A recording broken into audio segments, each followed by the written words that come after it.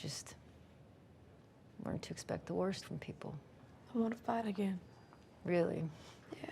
You know, no one will hold it against you if you don't. You kicked every ass there was to kick. I want it back. I want the ring back. Imagine being a queer woman in the 90s, forced to hide who you are just to survive, and still becoming one of the biggest names in boxing. That alone already tells you this is not just another sports film. I'm just gonna go talk to the priest. I have to do it. If I don't at least talk to him, she's gonna cut off my allowance. Just get a job. What job? She's gonna stop paying for my apartment. Her cousin has a room. She wants me to move in there. What for? To keep an eye on me. What do you think? My beautiful Sapphics, today I want to put you guys onto a film about Christy Martin, one of the most famous and pioneering women in boxing to this day. I just want to say, Lisa Holewyne, you're looking real nice. This is the first time I've seen you in a nice dress, looking like a woman. But when I'm done with you, you're gonna be so ugly that not even your girlfriend's gonna recognize you.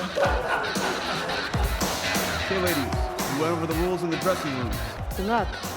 Good luck getting knocked the fuck out. What makes this story hit so hard is not just the boxing, it's the identity, control, and survival behind it all.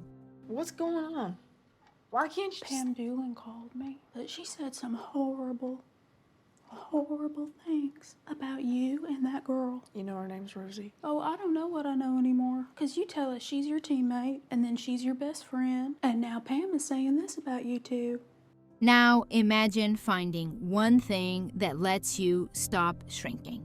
Something that gives you control, power, and a way to finally hit back. For Christy, that thing was boxing. At the same time, the film doesn't ignore her sexuality. And that matters as it becomes part of everything she is forced to bury. Now, Pam has taken her to see a priest to get her straightened out, and Dad and I think that we should probably do the same with you. I'm not going to see a priest. Dad and I have discussed it, and we can't be helping you with your rent anymore if you're going to keep doing this. Keep doing what? What the hell is a priest gonna do? Is it true? Is what true? What people are saying. What are they saying? Then she is pushed into meeting Jim Martin. At first, he underestimates her, but Christy is so talented, so tough, and so impossible to ignore that he eventually inserts himself into her life. And that is where the real trouble begins. What's she doing here? She's in town to see her grandma. We were just having a drink. How do you think that makes me look? You sitting in a bar with a damn lesbian? I don't know, who the fuck cares? I called your dad. What'd you say? I told him I was worried you might be gay. Jim, why would you say that? Breaking his heart. You're gonna lose your family. Is that what you want? You're gonna lose your trainer. Older, confident, and predatory from the very start, Jim quickly sees both Christy's talent and the power he clearly can have over her. What follows next does help launch her boxing career, but it is never clean, and above all, it is never safe. Oh boy, ladies and gentlemen, have I got a treat for you. I want to introduce to you the First Lady of Boxing. New and dynamic and beautiful boxing sensation. Coal miner's daughter, Christy Martin. As Christy starts rising, Jim becomes far more than just a trainer. With a 25-year age gap between them and his predatory nature clear from the very start, he slowly turns himself into everything. And eventually, they get married. Not in a way that feels romantic, but in a way that feels strategic, like an additional layer of performance. So, Christy, they are calling your fight with Deirdre Gogarty the most lucrative bloody nose in boxing history. You're the first woman boxer to ever appear on the cover of Sports Illustrated. You have been called the fighter that's put women's boxing on the map. Christy's a regular wife, actually. She cooks, she cleans, all that, but she ain't no feminist. I'm just a regular wife. Christy had already built an incredible career. She became the first female boxer signed by Don King. Fought in the match many people say helped put women's boxing on the map, and became the first woman boxer ever to appear on the cover of Sports Illustrated. I don't think I could have ever dreamed I'd be here. But here I am. And can I just say, I don't expect people to be tuning in because I'm the first woman. Everyone should watch because I'm the best.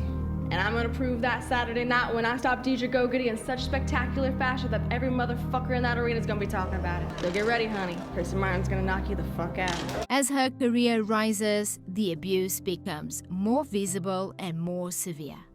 Jim isolates her, controls her choices, keeps her dependent, and over time, the violence turns physical too. Another film would probably just celebrate her success. But this one doesn't let you forget what's happening behind the scenes. You know when we fought, you beat me because you fought smart. You know it. And to beat Layla, you're gonna have to fight smart. I'm gonna peekaboo that bitch. She ain't gonna know where I am. Well, thanks for having me come in. It wasn't my idea. You know how easy you make it for people to dislike you? Maybe it's all part of the show. Maybe Jim tells you to do it. I don't know. I don't know who's telling you what. You don't need it. At first, she enters as just another opponent, but you can feel right away that she means more than that. And no, this is not some soft romantic storyline, because the film doesn't really take them there. What Lisa represents is honesty, freedom, and the possibility of a life that no longer feels fake or controlled. You don't need it. Whatever you say. Do you remember what you said to me when I wished you good luck before our fight? Yeah, I remember. You were fucking with me. No, I was just wishing you luck.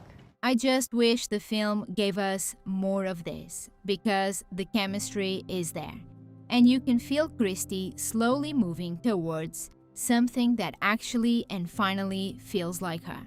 So if you're into stories about complicated women, survival, messy realities, and characters trying to reclaim themselves after everything falls apart, this is most definitely one to watch. He's telling everyone you're leaving him for a woman. Let's pack up and get out of here. You can call him from my place, tell him you'll organize a truck to come and pick up your stuff, and then I'll call my friend Sharon, who's a lawyer. I need to go home. Are you fucking crazy? I'm not running away. I'm not going into hiding somewhere. I spent half my life hiding. That's my house. It's my things. It's my fucking gym. Now, if you're watching this for the queer side of things, just know this up front. This is not a soft or romantic, sapphic love story. It is the true story of an extraordinary woman who deserved far more than what life actually gave her. I'm not gonna let him push me out. I don't get it.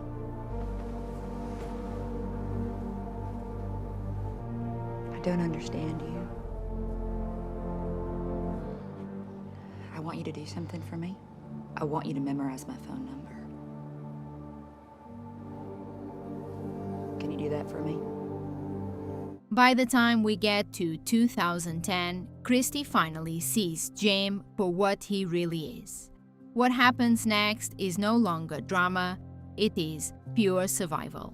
And honestly, the fact that this really happened to a woman who literally fought for a living makes it hit even harder. I need to talk with you. I'll talk to you when I'm done talking to Rosie. I gotta go, Rosie.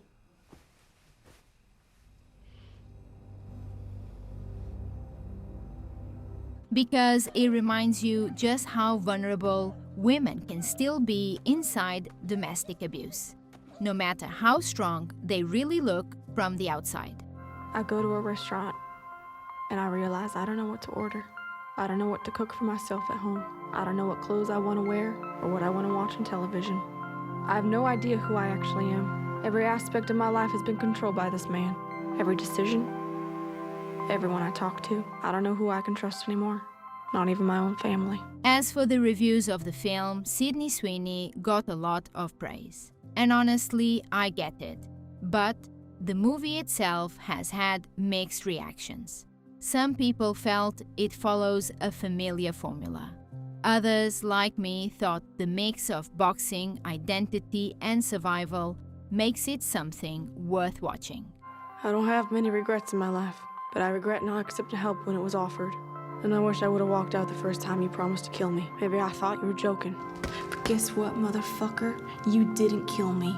Your Honor, I'm going to object at this time. This is confrontational. Are you fucking kidding me? I'm confrontational? Sustained. I hope you enjoyed today's video and thank you so much for watching. You stabbed me. You shot me. You left me for dead on the bedroom floor. But like most else, you came up short. You came up short, didn't you, you fucking piece of shit? Objection. You assaulted me.